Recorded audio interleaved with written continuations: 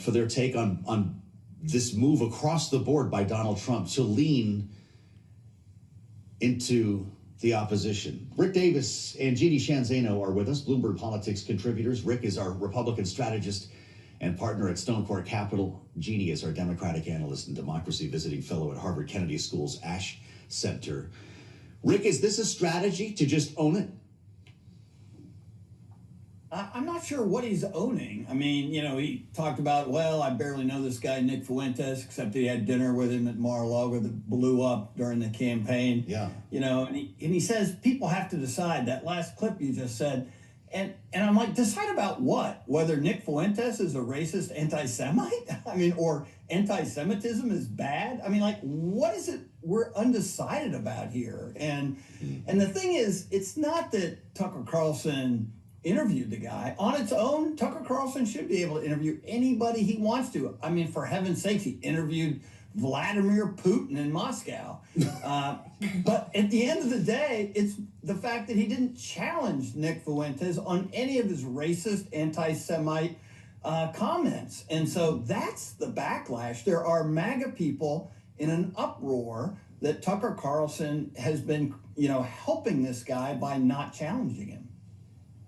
Well, Jeannie, I mean, can you address this sort of free speech argument here? I mean, Trump is saying, let's just air this out. Let's let him have his due. You know, he can interview whoever he wants to. And to Rick's point, you know, he has interviewed some pretty controversial characters and given a platform to others. I mean, do you think this has legs at all, the Fuentes argument, or is this just going to kind of go away and then in lieu of it, we'll talk Epstein because there are bigger fish to fry on that front?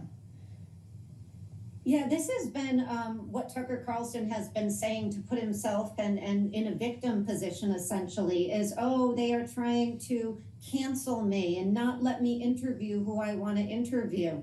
And the reality is nobody is saying he can't interview Nick Fuentes or anybody else. There is a long history, as you know, Michelle, of reporters interviewing the worst type of people. But it is the way in which that went forward and how he embraced, how he, as Ben Shapiro called, glossed Nick Fuentes, how he went on there and described Christian Zionists as the worst people in the world, how he hugged Nick Fuentes. That's what people are objecting to. And I think what we heard from Donald Trump in both of these stories is something pretty sad for Donald Trump, which is a surrender to the worst parts of this MAGA coalition. In both cases, as much as Donald Trump wants to yell at Marjorie Taylor Greene and say, I am MAGA, I created it, I know what they want, he is being led around by the chain from the most extreme elements of this coalition, and he has zero control over it. He can't get them not to release the Epstein files, and he can't even denounce Nick Fuentes, who, as was noted, he ate with Kanye West, much to the chagrin of many on his own team during the campaign. So Donald Trump is losing control of his own MAGA group, and he can cry to the wind, but these are two sure signs of it. Wow, led by the chain. Jeannie's not mincing words today. Rick, what do you make of the Jeffrey Epstein salvo here on Truth Social? I mentioned it coming into our conversation. And you know how Washington is. Everyone's trying to figure out two steps ahead here, knowing that the president also dispatched his Department of Justice to investigate Democrats who were reportedly on the list here in the Black Book, like Bill Clinton, among others. Is this a way now for the Department of Justice to say, hey, sorry, it's an ongoing investigation. I know you voted to release the files, but we can't do that now? Yeah, I mean, you know, by the time the buck stops here on the president's desk, it may be sent back over to the Justice Department as you talk about it.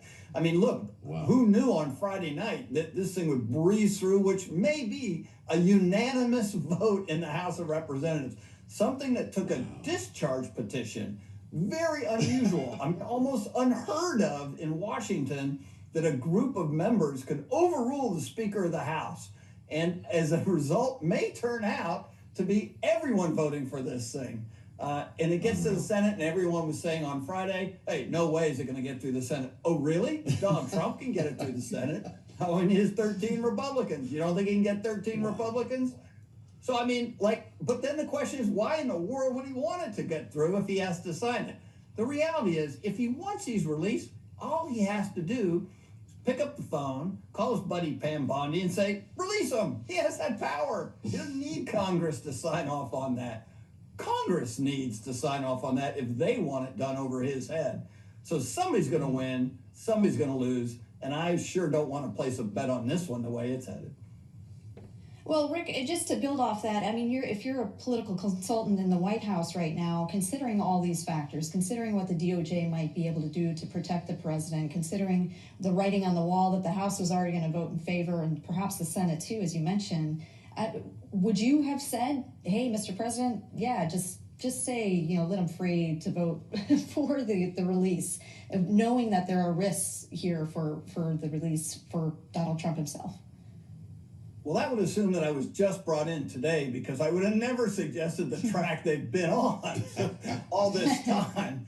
I think I'd have blown my brains out. So the reality is they should have dispatched with this a long time ago. Either had decided to get it out and done it themselves without any congressional activity, or had cold sweated enough Republicans to get off that discharge petition before it was signed off on. I mean, it looked like they just reacted at the last minute as if they didn't know this was coming. I mean, we've been talking about it for months.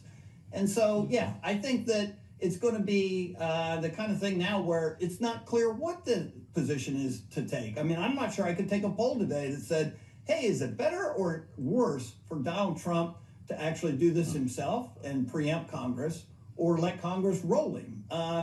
Nobody buys this fact that he is now saying, oh, I'm for this now. I want everybody to get this word out. Because the reality is, you don't think there are going to be a massive number of redactions in this material? I mean, 1,000 FBI agents were dispatched earlier to go through this stuff and redact all the important names, Trump included, out of that material from what the reporting is. You don't think that's going to have a backlash if it gets out? So, look, I think we're just seeing the beginning of this story. This could take us all the way through to Christmas Day. Incredible, Jeannie. Just the beginning. What happened to Donald Trump at the end of last week or over the weekend? He had Lauren Boebert in the Situation Room days earlier to peel her name off the discharge petition. Now he's urging everyone to vote for it? Absolutely. I sat here on the show late Friday afternoon with a theory that I was told was a conspiracy theory, but not so much. Donald Trump has ordered an investigation of the Democrats. Tom Massey brought it up on ABC this weekend, saying it is a big smokescreen so he can allow Republicans, encourage them to vote for it, let it go through the Senate, let him sign it. He said in his statement, they will get what they are legally entitled to. And in fact, Bloomberg's Catherine Lucy asked the president about that over the weekend, saying, is this investigation a smokescreen, as Massey called it, so that those files will not be released? And look at his response to Catherine. You are fake news, all of he went on and on about fake news. That is a sure sign. This is Donald Trump's playbook. He did this before, as we remember, Joe, the IRS. He can't release his tax files because they are under audit. That is the same thing Pam Bondi will say about these files. So all that they're legally entitled to is all we will see. Not a conspiracy theory anymore, I will say.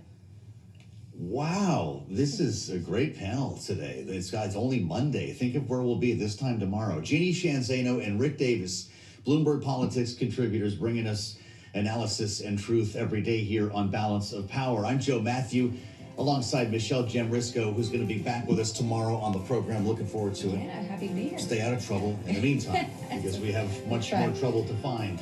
At least here on the air. We'll welcome our global television audience to the conversation coming up at the top of the hour here. We'll check the markets for you, and we'll spend some time with former Ambassador James Jeffrey as the president prepares to welcome MBS to the White House. This is